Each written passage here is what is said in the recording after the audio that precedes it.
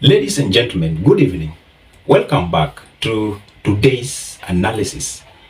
And there's something that has developed right about today, and with the political magnitude that it comes with, I was thinking that we should not go without doing an analysis on it. So earlier today, Rigadhi Gachagua posted something on his social media page, and I want to read it to you so that we continue. He said, I've officially left my former party, Jubilee, and joined the party of the future, UDA. I have paid the official fee to defend the Madeira parliamentary seat on a UDA ticket. I invite all those who wish to unseat me to join UDA before tomorrow's deadline and face me in the party nominations, as they have no chance being in any party associated with Azimio. And then actually he posted a receipt of his payment, nomination payment of fee, where he paid 250,000 shillings. I want us to do an analytical deduction from this post. And one-on-one, you know, we always say that in politics, there's nothing that happens out of a mere coincidence. And that everything that happens has a set objective and what is intended to be met at the end of the day. And allow me to use this similitude, which we derive from the Holy Book of God, which says that 1,000 days is like one day to God. And one day is like 1,000 days to God. And so if you bring it and compare it with what is happening in politics, it is more or less the same, because one day in politics can change what has been taken into action for all the last days that the politician has been actively involved in politics. So one day is like 1,000 days in politics, and 1,000 days, the same manner, it's like one day in politics. Things can change within a twinkle of an eye. You know, what can we deduce from this specifically? You know, right now, DP is not in the country. And one of the people who are expected to be with him in his 12-day tour is none other than the Madeira MP. You know, if you look at the history of coming together of William Samoei Ruto and the people of Mount Kenya, you know, let's give Caesar what belongs to Caesar in this case. Were it not for Rigathi Gachagua, were it not for Kimani Ichung'wah, were it not for Ndindi Nyoro, were it not for Alice Wahome, and were it not for this lady, how do we call her, Wangui Ngirishi, DP Ruto would have not penetrated into the Mount Kenya region, and that is a fact. And so any political benefit that would come to these people, DP Ruto must give it a lot of attention at the end of the day. And so when you hear things coming on board in the UDA fraternity and the Kenya Kwanza fraternity, where you start seeing new visitors who came in the Ruto's camp, like Musalia Mudavadi and Moses Wetangula, trying to dictate things and trying to make rejoinders that are not pleasant, especially to the people who have stood with Deputy President all along, then definitely it tells you 1,000 days in politics can generally mean only one day, and within that given one day, things can change abruptly and things can take a different dimension at the end of the day. So in my analysis, I am thinking of three key things that I can apply to this based on the move that Rigathi Gachagua has made. And so, ladies and gentlemen, if you are coming to the channel for the first time, take a second and subscribe and hit that notification bell. And for the subscribers, I want to thank you so much for always passing by to watch our videos. So the first one, DP Ruto could not risk gambling with Rigathi Gachagua. And let's face it, this is politics, and it comes with consequences, especially when you are running for the highest office in the land. You know, Rigathi Gachagua has a lot of cases that are underpinning it. And if we talk categorically, William Samoei Ruto will not want anything that would jeopardize his integrity at the time that he finally picks somebody like Rigathi Gachagua. So one thing, DP Ruto might have neglected Rigathi Gachagua based on what is encompassing his political career. Because this man is a man who is within the radar of the EACC, and every time he has a lot of cases that are touching on weighty issues to do with corrupt dealings and everything. Talk of it, everything is in the public domain. And so William Samoei Ruto is so being tactful and so keen not to jeopardize his presidential ambition with this man. So what is left for Rigathi Gachagua, of course, is to retain his seat. And by retaining his seat, his prayers, of course, will be in the event that UDA forms the government, then definitely he would be advantaged so big. Not that maybe he would still be chased left, right, and center, and he doesn't have any backup. He will have a lot of backup. And then number two, I'm seeing a betrayal in the Mount Kenya region. And this betrayal is going to be so big, ladies and gentlemen.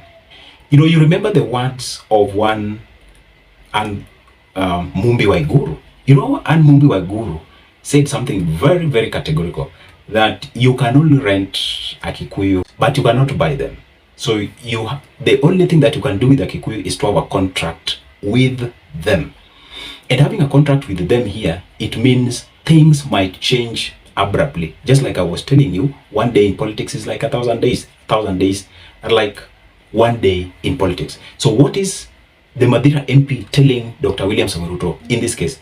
In the event that he was neglected just like that because Deputy President is having a preference in other area, then definitely Rigathi Gachagua is telling the Deputy President that he can do without the Deputy President. For example, let's speak of the truth here.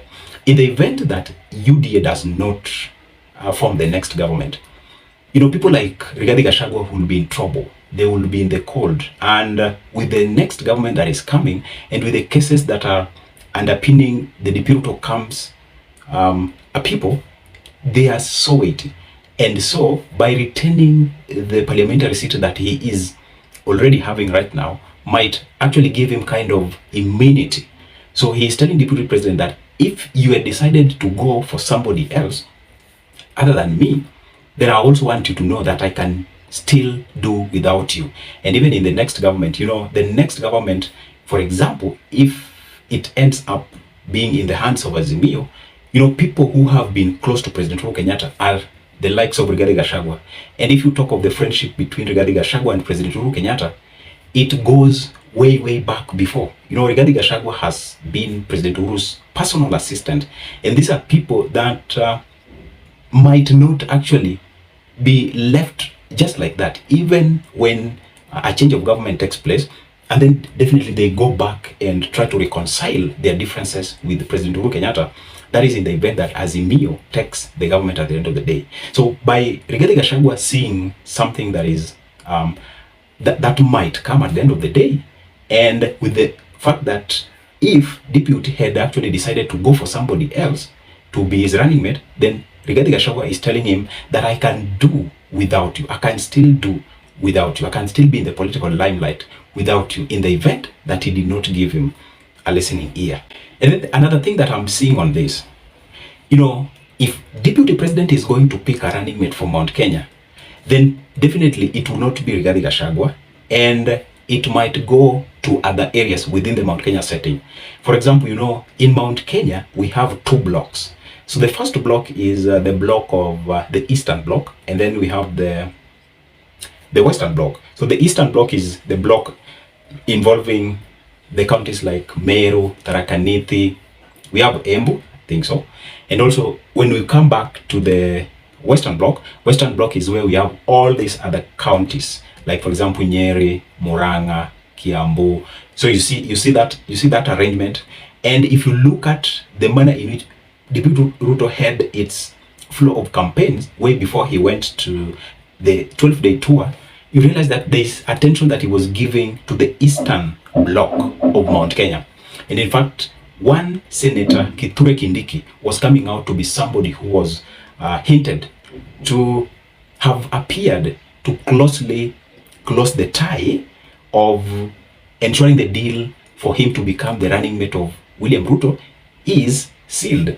And so if William Samoei Ruto is going to make a lot of considerations and a lot of factors taken into account in choosing the running mate. Then in the event that he leaves the Madira MP, Rigathi Gachagua, then we can say there is a possibility of him picking a running mate, and this running mate is not definitely going to be Rigathi Gachagua, and it might also not be in the Western Mount Kenya block. So he might actually cross over to pick somebody like Kithure. And we have seen all this happening so many times, because politics is just a game. It's a game where you need to know the best shot that you take and the best shot that will align your interest together. And I want to tell you how DP Ruto had organized his mindset to play the politics of 2022. You know, DP Ruto is not a newcomer in politics. I always say that very many times. And you realize that whenever he was going to Mount Kenya region, whenever he was approaching the Mount Kenya, this man had a backup plan. And the kind of gentleman's talk that had been between him and the likes of Moses Wetangula and Musalia Mudavadi started long time ago. You remember the moment handshake came into place, DP Ruto knew very well what the political future holds. And when he saw President Uhuru Kenyatta going to Raila Amolo Odinga and having the handshake, he immediately knew what would come. Let's be open. He knew what would become. This man has been in the game for a long time. And I always tell you, DP Ruto is one of the Moi's students. He knows what is going to come ahead. So the moment handshake came into effect, he knew definitely that Mount Kenya might not go the way he thought. And so he went to form a solid deal with the Western Bloc. I mean, the Western region, which is, of course, is bringing the likes of Moses Wetangula and Musalia Mudavadi. And specifically in this case, you know, when Musalia Mudavadi came to DP Ruto's camp, all the opinion polls, all the surveys were leaning towards his advantage, because every time when they were asking who is preferred to be the running mate for DP Ruto, it was Musalia Mudavadi all over. He was winning and Rigathi Gachagua was coming to be the second. So in all this, if William Samoei Ruto is not going to go for a Mount Kenya running mate, then definitely it will tell you that this man had planned all along that in the event that Mount Kenya turns against him, when President Uhuru Kenyatta shall have brought in Raila Amolo Odinga and gone with him and changed everything unlike what he expected, then definitely he will have his backup. And his backup is none other than Wycliffe Musalia Mudavadi. So the betrayal is going to be seen in the Mount Kenya region, and this betrayal is going to be so huge. I don't know what to think. Let us meet in the next video. You can talk to me, tell me in the comment how you think, if there is anything that I've left based on this, then you can go ahead and hit me and let's have a conversation. Thank you. May you have a great time.